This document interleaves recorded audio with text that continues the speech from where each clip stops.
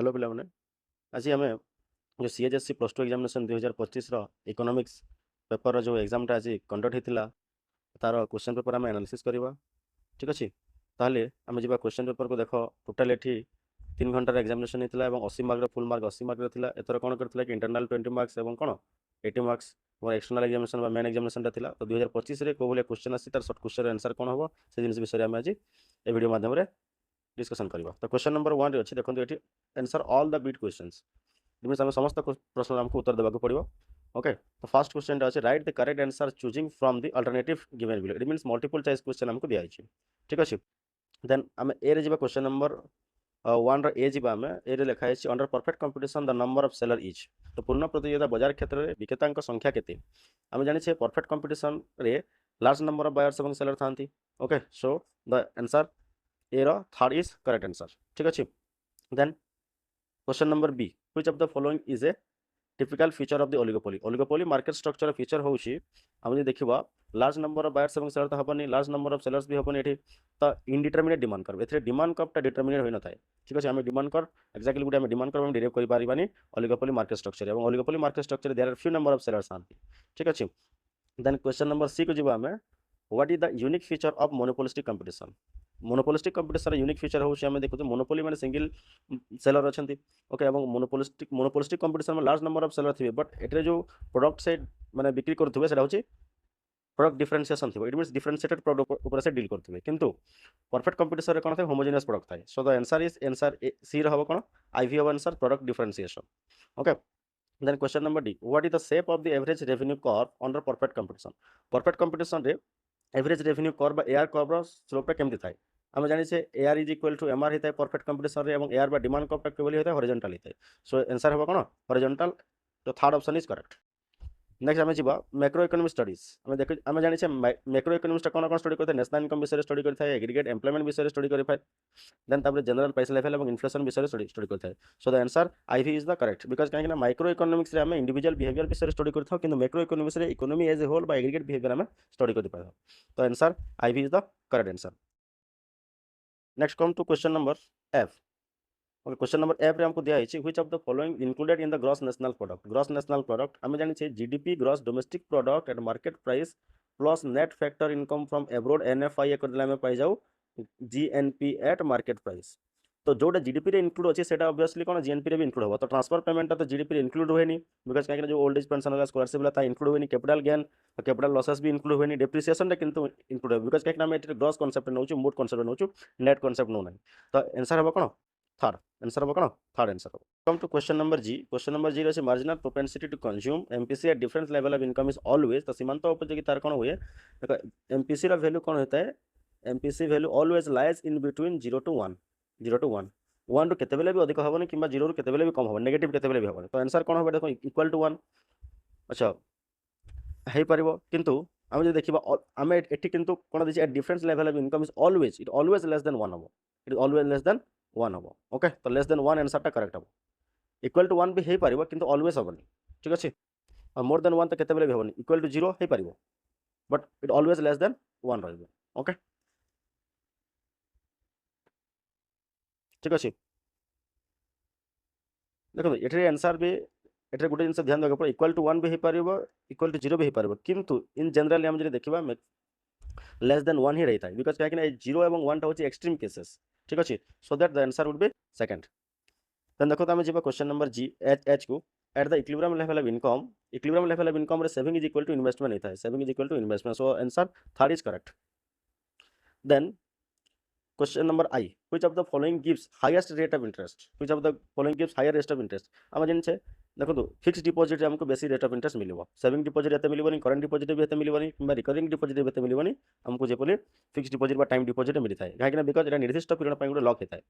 Next question number जे रे अछि which of the following is not a function of the commercial bank ध्यान देबे एठी सब्जेक्ट हमर जो नोट को ध्यान देबे एठी तो कमर्शियल बैंक रो कोडा फंक्शन नुहे कमर्शियल बैंक रो फंक्शन कोडा नुहे discounting bills of exchange function अटे issue of note monopoly power कहा पाखे थाए आरबीआई आमर जो अच्छी सेंट्रल बैंक पाखे थाए ओके ठीक अच्छे क्रेडिट क्रिएशन तो कमर्शियल बैंक फंक्शन अटे तो आंसर कौन हम सी हम answer J issue of note because कहीं कमर्शियल बैंक नोट इश्यू कर पारिबनी ठीक अच्छे नेक्स्ट क्वेश्चन नंबर के loan advanced over and above the actual deposit of the amount holder is called of the account holder is called आम जो देखा आम account जिते पैसा अच्छे तार अधिक जब आम गोटे कमर्शियल बैंक लोन हिसाब से एडभांस करुँचे कौन कहते ओवरड्राफ्ट फैसिलिटी बोली कहता ओवरड्राफ्ट फैसिलिटी बोली कहता ठीक है। So answer second is correct. L रे देखा which of the following is more effective in controlling the inflation को कंट्रोल करने को बजेटा आम बेसी बेटर होता है। तो आम जाने सरप्लस बजेट बिकज कहीं सरप्लस बजेट आम income is greater then expenditure होता है। आम जिते आम इनकम करवा आम कौन कम खर्च आम करवा ओके। और डेफिसिट बजेट कौन होता है देखो आम जो इन्फ्लेशन अपोजिट जोड़ा होती डिफ्लेशन सिचुएशन में डेफिसिट बजेटा आमको बेटर होता है ठीक अच्छे। तो आंसर ये सेकेंड हम। एम नंबर को आम जा what is the shape of a perfectly elastic demand curve देखो ये perfectly elastic demand curve perfectly elastic demand curve क्षेत्र elasticity of demand equal to infinity होता है और ये आंसर कौन हम हॉरिजॉन्टल हम सॉरी ये हम कौन हॉरिजॉन्टल बिकज कहीं elasticity of demand equal to infinity होता है। Elasticity of demand equal to infinity means जगह कर्वटा कौन हम हॉरिजॉन्टल हम आनुभूमिक ओके। देन एन नंबर को जमा at the mid point of a linear demand curve the value of the price elasticity of demand is mid point जिते linear demand curve आम काटुचे लीनियर डिमांड कर्व कौन होता है ये elasticity of demand equal to infinity होता है ये elasticity of demand equal to कौन होता है जीरो होता है और मिड पॉइंट कौन जेहेतु लोअर सेगमेंट और अपर सेगमेंट इक्वल होता है तो इलास्टिसिटी ऑफ डिमांड इक्वल के 1 हम elasticity of demand equal to 1 हम। So answer is 1 okay. Then O number को आम जा in the production function which of the following is dependent variable आम जाने production function Q equal to function of labour और capital आम नहीं था तो लेबर और कैपिटल इंडिपेंडेंट वेरिएबल किंतु आउटपुट कौन हो output is the dependent variable. So answer is IV। Then which of the following और which factor changes in short run रे को फैक्टर चेंजेस फिक्स फैक्टर तो केबे चेंजेस हेबनी तो वेरिएबल फैक्टर ही changes होता है। तो answer second is correct. Then Q number को आम जा the total product will be maximum when तो टोटल प्रोडक्ट केते बेले मैक्सिमम होता है जिते बेले मार्जिनल प्रोडक्ट इक्वल टू 0 होता है when marginal product is equal to 0 होता है सेते बेले total product equal to maximum होता है okay. So answer third is correct. Which of the following is not a fixed cost निम्नलिखित मध्य कोटी स्थिर परिव्यय नुहे तो आम देखा स्थिर परिव्यय कोटी नुहे कॉस्ट ऑफ मशीन मशीन जो आम खर्च करते स्थिर परिव्यय अटे सैलरी ऑफ मैनेजर बिकज कहीं परमानेंट स्टाफ से कौन फिक्स कॉस्ट आसो कॉस्ट ऑफ फैक्ट्री बिल्डिंग एटा भी बिल्डिंग लैंड उपर आम रियल एस्टेट उपर आम खर्च कर तो यहाँ भी आसो कि payment of the raw materials के फिक्स कॉस्ट आसबनी एटा वेरिएबल कॉस्ट आसो okay. So IV answer is correct. Then S number को आम जा if the total fixed cost is 40 total fixed cost is 40 and the total variable cost is equal to 60 and the number of units এবং Q is equal to let it be number of units केते unit हम production करिछे let it be 20 okay. तो हम जानिछे total cost is equal to TFC plus TVC okay. तो total cost केते हे जेबो एठी TVC 40 plus sorry TFC equal to 40 plus TVC equal to हला केते 60 तो टोटल कॉस्ट इक्वल हो गेला 100 ओके। हमको कौन बाहर करबा कहि एवरेज कॉस्ट आम जानी average cost is nothing but the total cost divided bye output level of output तो टोटल कॉस्ट इट जदी 100 होची देन आउटपुट इट जदी 20 होची देन केते होबा एटा this is equal to 5 okay. तो answer is 5 clear answer it कोन होबा 5 होबा तो फार्मूला पुट अप करले ऑटोमेटिकली बाहर जेबा सेटा। तो 3 नंबर को हम जीवा under the perfect competition average revenue curve is तो परफेक्ट कंपटीशन एआर कर्व कौन होता है परफेक्ट कंपटीशन एआर कर्वटा ऑलवेज हॉरिजॉन्टल होता है और एआर इक्वल टू MR होता है ठीक अच्छे ओके। तो ये कौन हम equal to the marginal revenue less than marginal revenue ये आंसर हम कौन इक्वल टू मार्जिनल रेवेन्यू सहित सामान होता है कि मोनोपोली से हेन AR is greater then MR हम ओके। तो यू नंबर को आम जो normal supply curve flows supply curve सब अपवर्ड स्लोपिंग ये आम इंडिपेंडेंट आम कौन प्राइस नहीं था और ये कौन आम आउटपुट नहीं था तो सप्लाई कर्वटा अपवर्ड स्लोपिंग होता है ध्यान देवे ये इनवर्स सप्लाई कर्व भी आम ड्र करता ओके ठीक अच्छे। देन सप्लाई कर्वटा upward sloping it means there is a direct relationship between price and the quantity supplied clear. तो upward to the right of answer यूरो I have आंसर। नेक्स्ट ग्रुप बी को आम जा ग्रुप बी कौन दिखाई देखो 40 ରୁ 50 वर्ड्स मध्य लिखबार अच्छी और 7टा क्वेश्चन आंसर देवार अच्छे आमको ओके ठीक अच्छे। तो ये 2 मार्क लेखा ये कौन दिखाई name any 4 areas of the macro economic study को कोड एरिया करता है सेटा को आम देखो it mean scope of the आम मैक्रो इकोनॉमिक्स देखा जेमती कि theory of national income accounting आम नेशनल इनकम अकाउंटिंग विषय में पढ़ा theory of employment theory of income determination है ओके पब्लिक फाइनेंस विषय है ऑल दिस थिंग्स तुम जो कौन सी हो 4टा भी तुमको लिखा पड़े व्हाट इज बिजनेस साइकिल मन कौन जिते economic activity ups and down होता है ओके